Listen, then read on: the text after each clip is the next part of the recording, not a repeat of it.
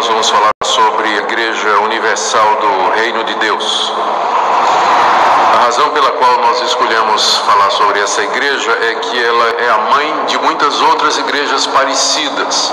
Eu vou mostrar como algumas dessas igrejas populares hoje na televisão são filhas da Igreja Universal do Reino de Deus. Segundo, ela é uma das maiores do Brasil, tem igrejas não só no Brasil, mas no mundo todo, ou partes do mundo. E ela tem constantemente ocupado a mídia, não somente com as suas programações, mas também a mídia secular, por conta de escândalos que aconteceram e acontecem, e mais recentemente pela construção do Templo de Salomão em São Paulo, para 10 mil pessoas. E a Igreja Universal do Reino de Deus, ela é representante, talvez a representante mais conhecida do que se chama de Igreja Neopentecostal. Os estudiosos do fenômeno religioso protestante dizem que costumam usar uma classificação, a primeira, eles chamam onda, né? A primeira onda foi a Reforma Protestante, que aconteceu há 500 anos atrás. No ano que vem nós vamos comemorar esses 500 anos da Reforma Protestante. Depois veio a segunda onda, que foi o movimento pentecostal, que começou em 1902 nos Estados Unidos. E agora veio a terceira onda, que é chamado movimento neopentecostal. É um movimento que nasce dentro do movimento pentecostal e que ganha força a partir dos anos 90. E, embora parecido, pentecostal e neopentecostal não são a mesma coisa. Eles têm coisas em comum, mas a Assembleia de Deus, por exemplo, é uma igreja pentecostal e ela não concorda com muita coisa que a Igreja Universal do Reino de Deus faz, que é uma igreja neopentecostal.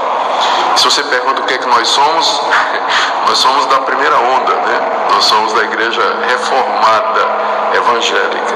Não nos classificamos em nenhuma dessas outras duas. E conosco estão os batistas, os metodistas, aquelas igrejas que a gente chama de histórica, né? Luteranos, episcopais, anglicanos, a relação é grande. Como sempre nós temos feito aqui, nós procuramos utilizar como fonte de estudo das religiões aquilo que elas produzem, para não sermos acusados de injustos ou de fazer uma caricatura ou passar uma imagem falsa do que as outras pessoas pensam. Então esse estudo é baseado nas publicações do bispo Edir Macedo e de teólogos da Igreja Universal, como por exemplo J. Cabral, que é o mais conhecido. Também em gravações de programas de rádio e de TV, e especialmente o site da Igreja Universal, que é público e aberto a todos, onde vocês poderão encontrar boa parte do que vai ser dito aqui. Muito bem, dito isso, nós vamos orar pedindo que o nosso Deus nos ajude nesse estudo, porque o nosso alvo é certamente compreender a verdade e segui-la aonde ela nos levar. Aonde ela nos levar. Pedimos, nosso Deus, que nessa manhã Tu instruas o nosso coração. Nós queremos, ó Deus, a verdade, nós queremos segui-la. Como disse o Teu Filho, a verdade liberta. E eu peço que se alguém aqui nessa manhã, ou que nos acompanha pela internet, e que ainda não compreendeu a Tua palavra nos seus pontos fundamentais e cruciais, que hoje seja um dia de libertação pela verdade. É o que nós te pedimos em nome de Jesus. Amém. Queridos, o fundador da Igreja Universal é o carioca Edir Macedo. Ele nasceu em 54, portanto tem a minha idade.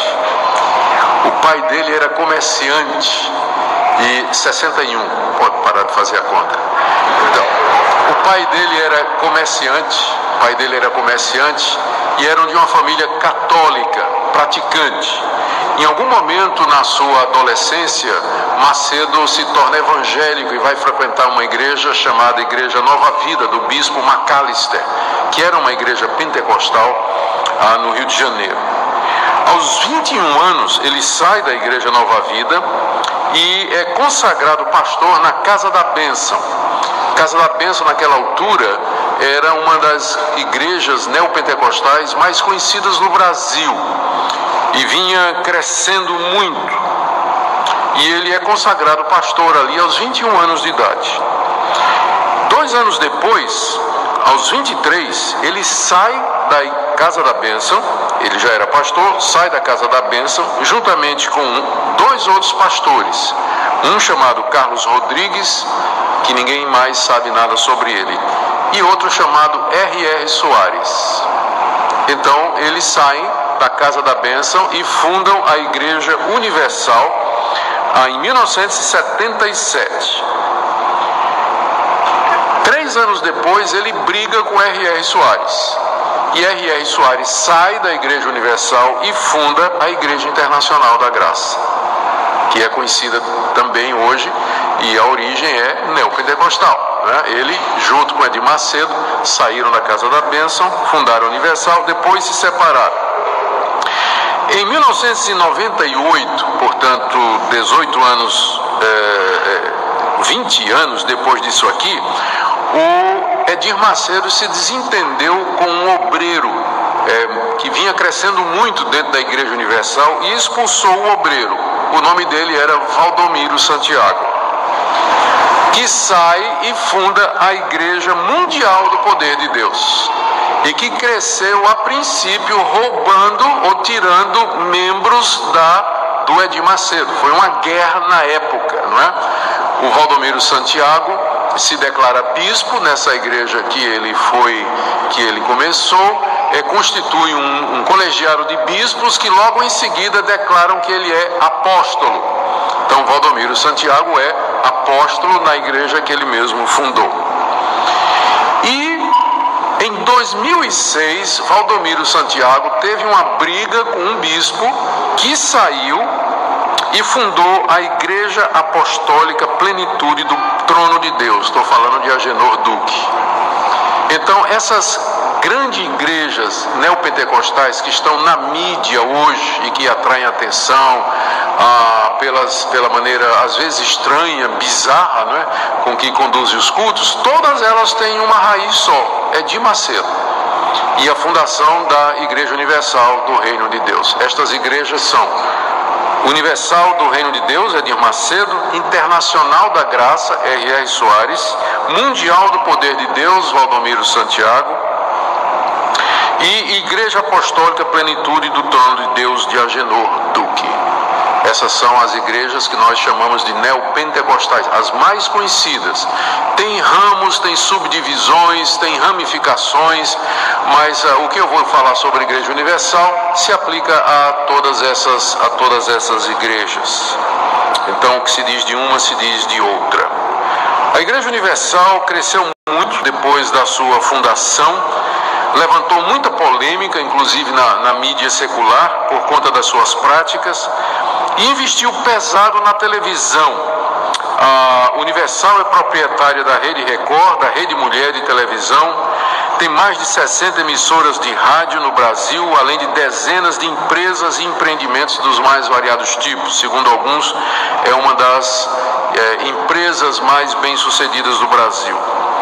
Em 2010, o IBGE disse que a Igreja Universal tinha perto de 2 milhões de membros. Isso em 2010, que foi o último censo religioso que a gente tem disponível. Só que com relação ao penúltimo censo, que foi em 2000, a Universal perdeu membros. Em 2000, ela tinha cerca de 3 milhões de membros. E agora, depois de 10 anos, ela vem caindo, embora por conta de todas essas divisões e ramificações e também exposição pública, ainda assim, ela é uma das grandes igrejas neopentecostais no Brasil, ficando atrás, entre as igrejas pentecostais, da Assembleia de Deus e da Igreja Quadrangular, mas ela tem, por conta da mídia, um impacto muito grande no Brasil. Ela também tem uma atuação muito grande na política, elegeu dezenas de vereadores, deputados e um senador da República, que é Marcelo Crivella, a ponto que quando teve a inauguração do Templo de Salomão, em 2014, em São Paulo, Dilma Rousseff estava presente.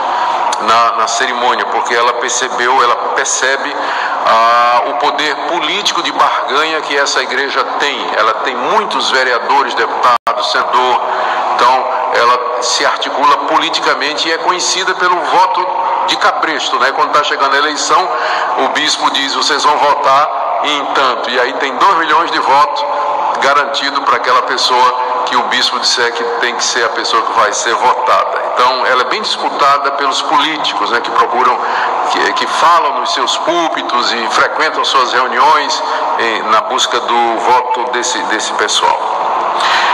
Muito bem, vamos ver algumas doutrinas e práticas da igreja. À medida que eu vou falando, eu vou fazendo alguma análise crítica também. A Universal, até por conta da origem dela, ela vem do pentecostalismo, ela